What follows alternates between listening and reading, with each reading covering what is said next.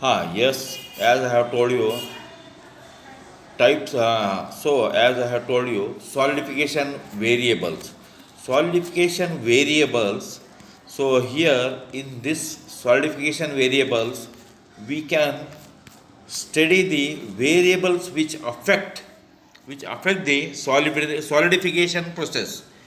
The solidification process crucial role. The variables either have a crucial role in the solidification process. So these are the few variables which affect the solidification process that we will study. The type or composition of the casting alloy. An alloy consists of base metal to which other elements are added to obtain favorable properties.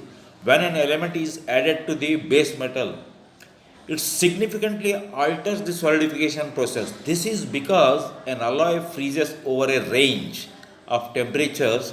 Thus, proper control of alloying elements promotes constitutional supercooling and further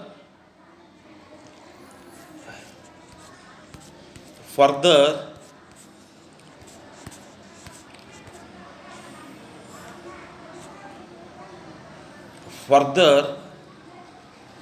additional use of inculcating agents promotes heterogeneous nucleation, resulting in fine grained structure in the cast metal.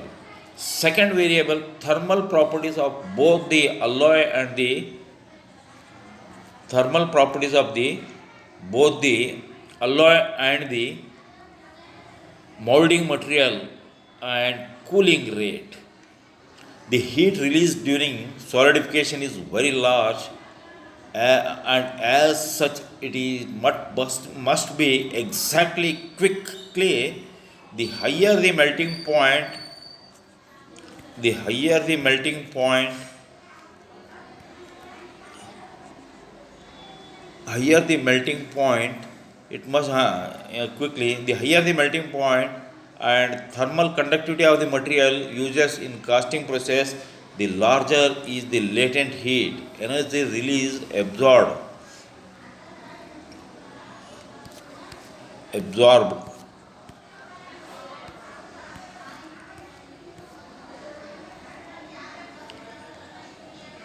casting process, absorbed of fusion.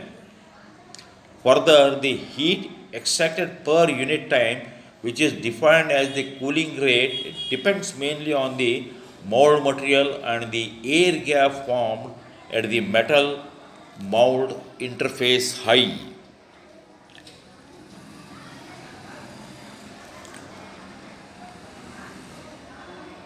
The cooling rate promotes directional solidification as a faster rate with finer grains, while low cooling rate exhibits larger grains. It is important to note that the grain size affects the strength and hardness of the material. So that is why grain size affect the strength and hardness of the casting. Also, metallic molds produce higher cooling rate than a sand molding the same operating conditions. Mold thickness and shape. This variable also plays important role.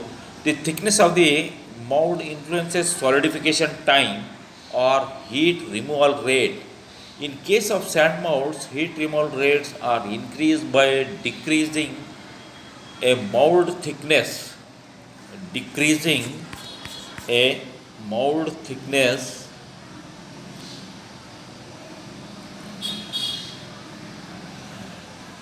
decreasing mold thickness below a certain critical thickness.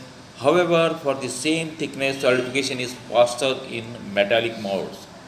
Fourth variable, chills, gating, and other casting design factors. Solidification takes place at a certain rate related to thickness of the casting. A casting should be designed to achieve controlled progressive directional solidification so that it becomes free from solidification related defects. location of the gates and risers, use of chills and other means for controlling the freezing process must be adopted suitably for complete solidification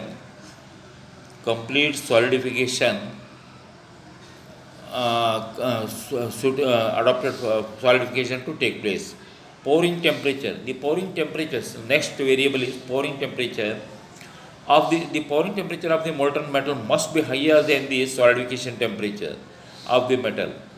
This will help molten metal to flow into the region of mold before solidifying and overcome the solidification related defects. However, the temperature of the melt must not be higher as as this might saturate the gases resulting in the formation of oxides.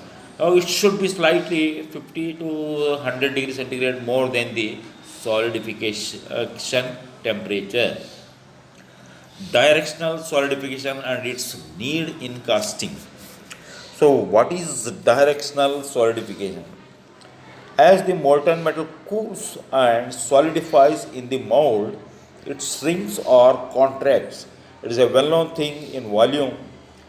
Due to varying sections of the cast part, different rates of heat loss to adjoining mold walls, some portion of the molten metal tends to solidify more quickly, resulting in voids and cavities than other portion. These voids must be filled with incoming liquid metal. Incoming liquid metal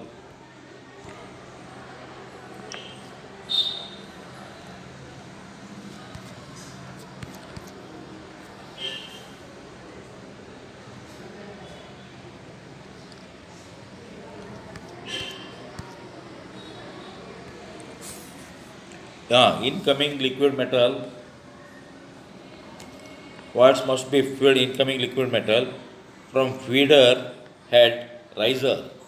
So hence the casting must be so designed with respect to the feeding system such that the part of the mold that is furthest from the feeder head must solidify first and then proceed through the casting towards the feeder head. The solidification which is made to occur in the particular direction is known as directional solidification. I think you might have slightly in a bit confusion. I will repeat once again. Directional solidification and its need in casting. As the molten metal cools, the solidification in the mold it shrinks or contracts. It shrinks or contracts. This happens, of course.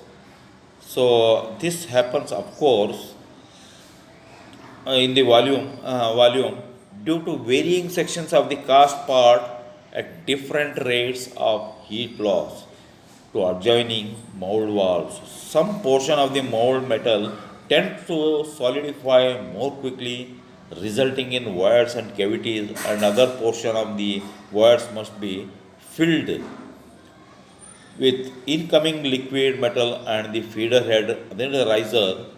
Hence, the casting must be so designed with respect to the feeding system such that the part of the mold that is furthest from the feeder head must solidify first and then proceed for the particular casting.